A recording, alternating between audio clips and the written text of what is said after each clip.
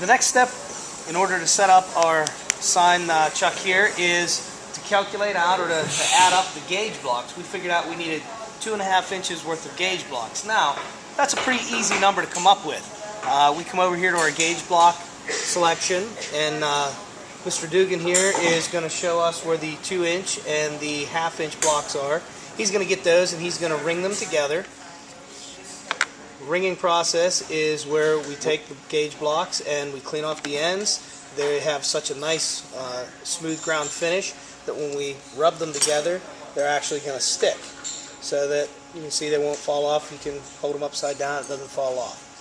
That's ringing them together. Now that was a fairly easy one. We picked the 2-inch and we picked the 1/2 inch.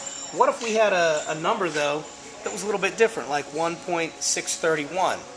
Well, in order to figure something like that out, we would have to come over to our gauge blocks and we would have to find gauge blocks that add up to that number. Well, we know we have 31 thousandths here at the end. So if we look through our block, or our box, we see that we have 131 right here. We have 131 thousandths. So if I subtracted minus 131 off of what I have here, I end up with 1.500. So then I look for blocks that are 500, 1 inch. I would use a 500 block.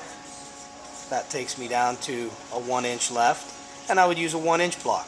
So the 3 blocks it would take to make this up would be a 1 inch block, a 1/2 inch block, and a block that was 0.131 thousandths. I would stack all 3 of those up to get my final size.